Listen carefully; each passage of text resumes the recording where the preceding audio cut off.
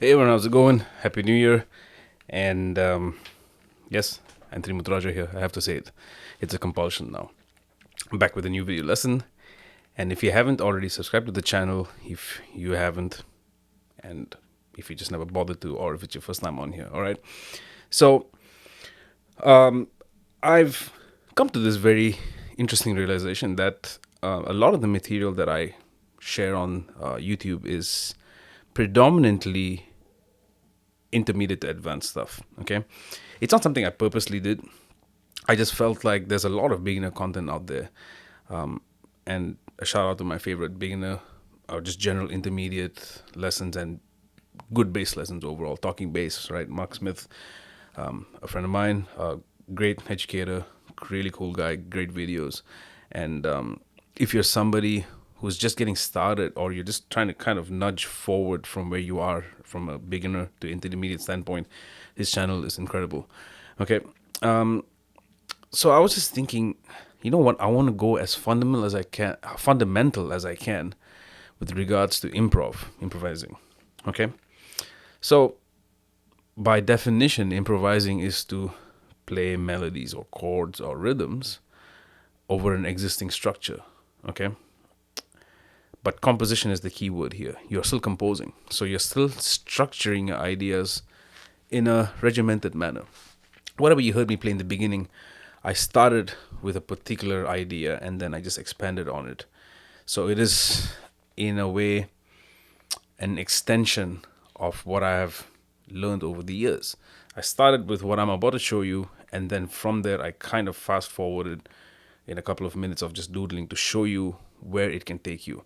Okay, so the only prerequisites I would say that you need is a good ability to play the major scales and to at least be able to play your major, minor, triads, at least those two. If you can play the diminished and augmented, great.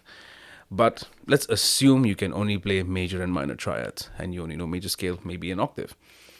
Your goal is simple. We're going to take a 2-5-1. Okay, 2-5-1 is the most rudimentary progression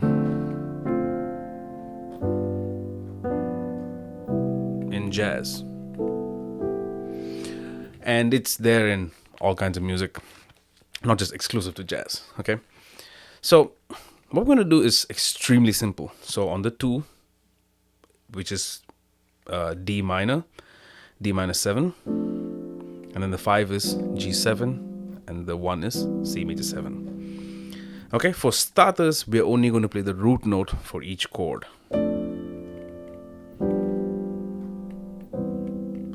One more time.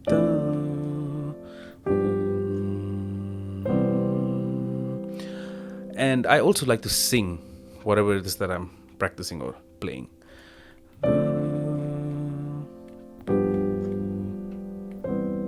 Okay, do it on the bass just for the sake of it. Those are just the root notes. Then the next note we're going to play is what is the ultimate note in terms of the chord quality, which is the third. The third is an extremely important note because that defines the actual quality being minor or major, minor, major, right? So the 2 is minor, the 5 is major, and then the 1 is major. So it's minor, major, major in terms of the third. Okay, so now just the third.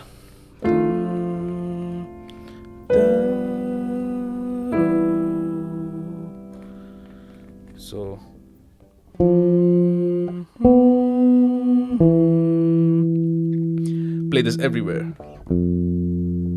And by that I mean the entire range.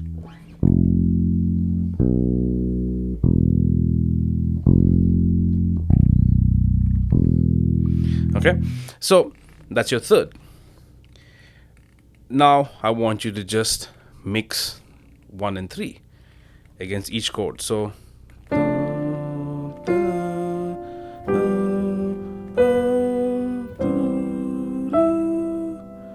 I'm playing up here just for the sake of clarity and definition. Okay, so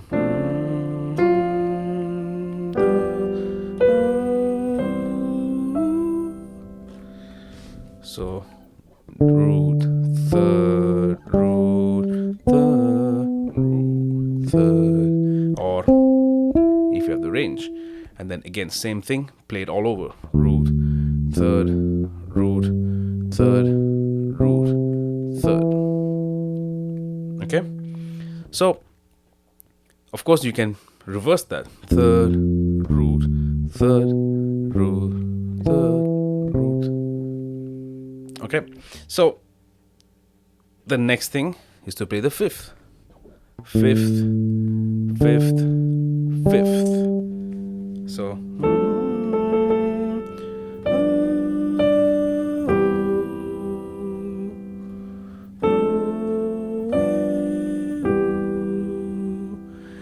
now we're going to combine them, but we're not going to play them verbatim as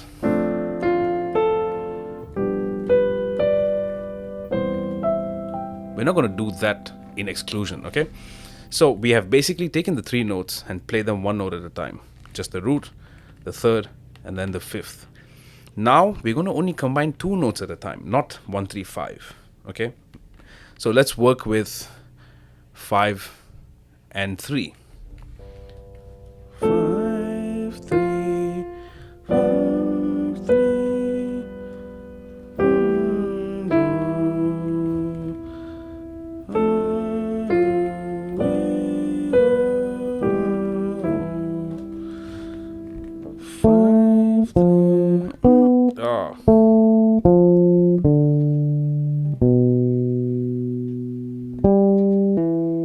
Yeah. So I actually have to think. 5, 3, 5, 3, 5, 3. Okay. Then you do 3, 5.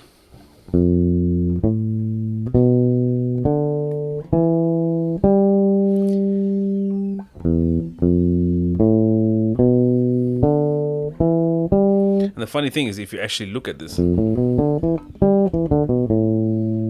you start getting a pentatonic scale shape out of the blue.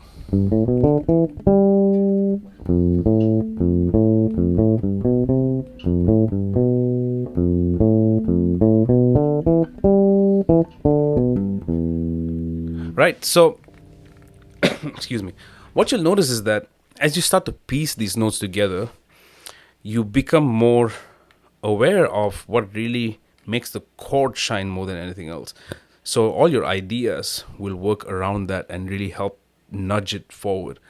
Okay, I have to say, do this as slow as you can and as relaxed as you can until you get the gist of it, until you get the feel of it.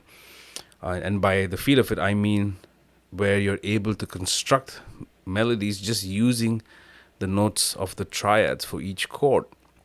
And then you can start to match it in terms of playing the 7th on top. You can then take 2 notes from there. And only once you have the 7th taken care of, then you go into the territory of playing the 9, 11, and 13, so on and so forth. Okay, so this is very rudimentary.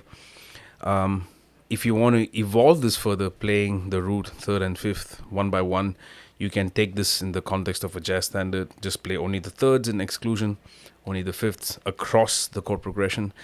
It's a guaranteed way of helping you develop your sense of hearing and also your control over your instrument, okay, no matter what you play.